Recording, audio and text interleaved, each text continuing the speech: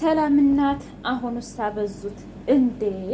እንዴት በዚህ ልክ ሀና አንቺ ሙችና ሰላም እየናድኝልኝ ለአባትሽ የሚከፈለውን መስዋዕት እኔ ከፍልለታለሁ እኔ ያለሁት አለች።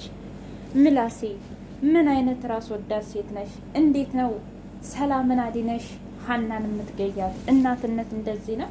እናትነት ማለት እኮ ሩህሩህ ደግ ለሰው ሟች ነው። ሲቀጥል የገዛ ልጅሽን ለማዳን ብለሽ የሰው ላይ ትገሊያለሽ? እስኪ ንገሪኝ። ቢያንስም ቢያርግም እናቷ ብትሆን ብለሽ ተመኝ እስኪ። እናቲቱ በአንቺ ቦታ ብትሆን እረ እንደው ስንቱን ልበላችሁ። እንደው ልክ ልኳን ነገራት። የእውነት እማዬ ዛሬ ገና ያንቺ ልጅ በመሆኔ እኔ በጣም አፍሬያለሁ። ብቻ በጣም ያሳዝናል ብሎ እናቱን በጣም አዘነባት። እሷ ደግሞ እንዴ ሰላም እንድትሞት ትፈልጋለህ ማለት ነው አለችው። አይ ከሀና ሞታ ሰላም ከምትድን አዎ ብትሞት ደስ ይለኛል ታውቂያለሽ ብሎ አፍሬብሻለሁ በጣም ነው የማዝነው ብሎ ረግጧት ሄደ። ዶክተሩ ጋር ሄዶ ዶክተር ይኸውልህ እህቴን በጣም ወዳታለሁ ከምንምና ከማንም በላይ ነገር ግን ከምንም በላይ እሷን ስለምወዳት ሀና ሙታ ሰላም ትዳን አልልም። ስለዚህ በቻልከው አቅም ሀና እንድትሰጥ አልፈልግም። ይኸውልህ ዶክተር አንተም ስራህን መስራት አለብህ። እንዴ ቆይ እኔ ግራ የገባኝ ነገር ሰላም ነች እህትህ ወይስ ሀና?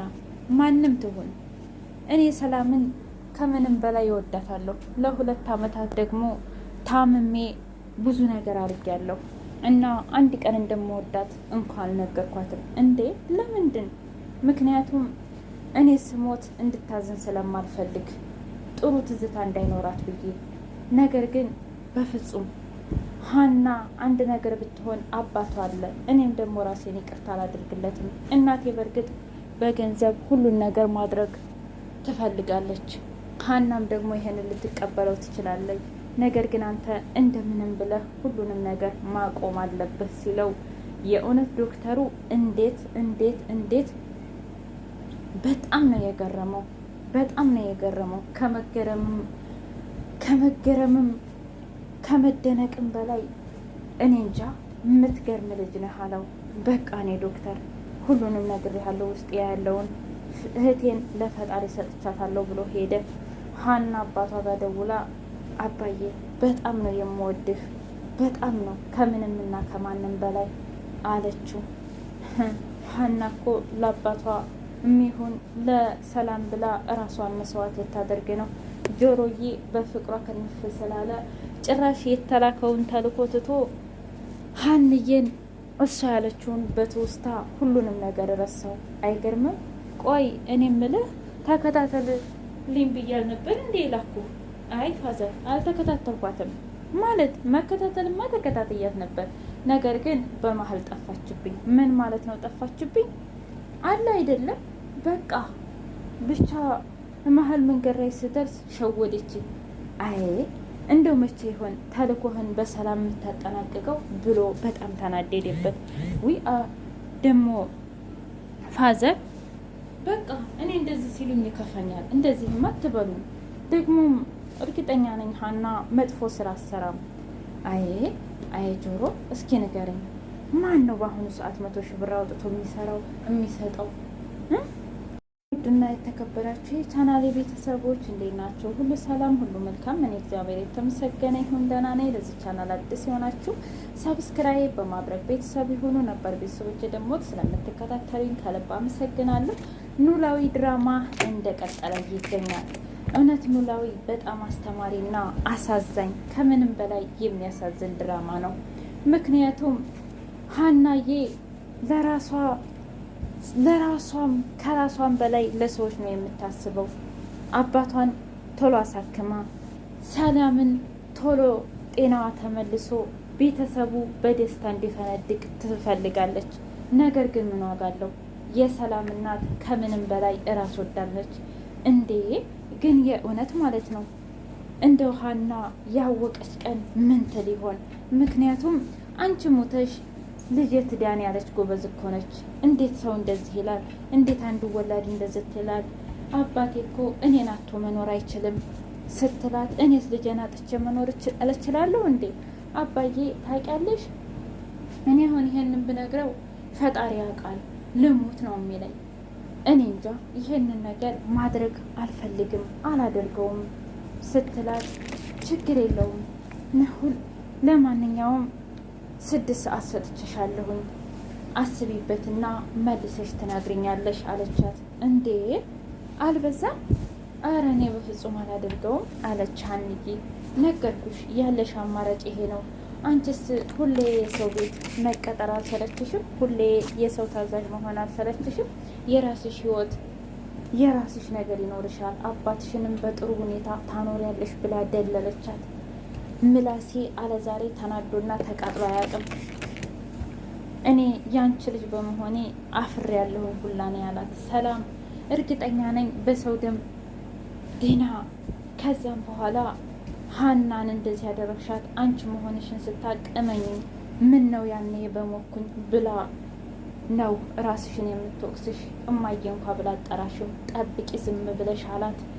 አንተ እንደውም እህትህ እንድትሞት ትፈልጋለህ አለችው።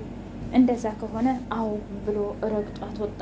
ደግ አረጋት። የእውነት እንዴት ሰው አንድ እናት እንዴት እንደዚህ ይላል? በጣም ያሳዝናል። እውነት ለመናገር አናደደችኝ። እኔ ከምንም በላይ ተናድጃለሁ። እናንተ ሳልተናደዳችሁ እንዴ? ቆይ በዚህ ልክ ለምን አንዱ ይሙትና አንዱ ሙቶ አንዱ ይዳን ማለት ያለው ማን ነው? ዶክተሩ ግራ ተጋብቷል። ወይኔ ፈጣሪ ይሆን? ኧረ አሁንስ ምን ላድርግ? ግራ የተጋባው ኑሮ እኮ ነው የያዘኝ አለ ዶክተሩ። እንኳን አይገርምም? እውነት እኔ ዶክተሩ በጣም አሳዝኖኛል። ወይ ሀና ምን አይነት ጣጣ ውስጥ ነው ያስገባሽኝ እያለ ነበረ።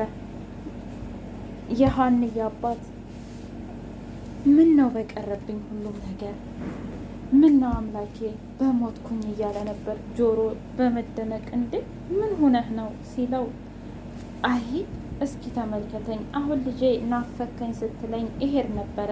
ነገር ግን አሁን አርጅቻለሁም ደግሞም በሽተኛ ነኝ። ስለዚህ እንዴት ሆኜ እሄዳለሁ? ተወኝ እስኪ አለው። ኧረ ፋዘር ደህና ነው። በዛ ላይ ደግሞ እንደዚህማ እንድታለቅስ እንድታዝን አልፈልግም። በቃ እኔ ያለኋችሁ እያለ ማጽናናት ጀመረ። አውቃለሁ አንተ ወንዱ ልጄ፣ ሀኒ ደግሞ ሴቷ ልጄ ናችሁ። እኔ በእናንተ ደስተኛ ነኝ። ነገር ግን ልጄን እንደዚህ እያሰቃየኋት መከራዋን እያሳየኋት መኖሩ በጣም ሰልችቶኛል። ፈጣሪ ካለ ቢገለይ ደስ። ፋዘር ይረጋጉ፣ ምንም ችግር የለውም፣ በቃ ሁሉም ነገር ይስተካከላል አለ ጆሮ። እሺ የኔ ልጅ ችግር የለውም በልንተኛ አለ። ሀንዬ ፈጣሪ ሆይ አንተ እርዳኝ፣ ስለ አባቴም አንተ እርዳኝ፣ ሰላምዬንም በሰላም በቃ እኔ እዚህ ውስጥ እኔ ነኝ ያስገባሁት፣ ለቤተሰቦቿ እንዳይነገር ብዬ ዶክተሩን እዚህ ሁሉ ጣጣ ውስጥ ያስገባሁት እኔ ነኝ። ስለዚህ አምላኬ እንድታየኝ እፈልጋለሁኝ፣ እባክህ እርዳኝ እያለች ፈጣሪዋን እየለመነች ነበር። ሰላምዬ በስተመጨረሻ እንደ መንቃት አለች። የእውነት ግን ኮሜንታተሮች የኔ ወዶች ማለት ነው የእውነት ስመመን ይሆን ወይስ ደግሞ የእውነት ነቅታ ይሆን? እኔ ግን ብትነቃ ባይ ነኝ። ካልሆነ ግን ሀና የእውነት ደሟን ሰጥታ ታማ ከእንደገና ስቃይ እንዳይሆን። አባቷ መቼም ሰው አይሆኑም። ሀና የሆነ ነገር ሆነች ከተባለ መጀመሪያ ራስዎን የሚያጠፉት ፋዘር ናቸው። ወይኔ ጉዴ! ጆሮዬ እንግዲህ ሀንዬ መታ ምግብ ሰርታ እነሱ መጡ። እንዴ እኔ ሀና እስኪ ነይ ቀፊኝ ብሎ ፋዘሯ ቅፍ ሲያደርጓት፣ እንዴ አንተ ሳናፍክም እንዴ ጆሮ? ኧረ ናፍቄያለሁ፣ ግጥም አድርጌ ነዋ የማቅፍሽ ብሎ እቅፍ አደረጋት። ከዛም በኋላ አባዬ እንዴት እንደናፈከኝ ብታይ አለች። ከዛ እሱ ደግሞ ጆሮ ተነሳና እኔስ አናፈኩሽም እንዴ? አረ በጣም ናፍቀኸኛል፣ ለምንድን ነው የማትናፍቀኝ? እያለች በፈገግታዋ ስምጥ አደረገችው። ጆሮዬ ይህንን እያስታወሰ የኔ ምስኪን የኔ ከርታታ፣ ቆይ እንደው የት ይሆን የምትሄጂው? እያለ በስመመን ጥልም ማለት ጀመረ። ከዛም በኋላ ያለበት የሌለበት ድብልቅልቅ ብሎ ፋዘር የሰጠውን ተልኮ እረስቶት በስተመጨረሻ አሳካኸው ሲለው አይ ፋዘር አልሆነልኝም። ምን ማለት ነው? ብቻ አመለጠችኝ አለ ምላሴ። በቃ እማዬ ከዚህ በኋላ ላናግርሽ አልፈልግም፣ እንዳንቺ አይነት እናት እንድኖረኝም አልፈልግም ብሎ ተናደደባት። ሰላም ትነቃ ይሆን ወይስ አትነቃም?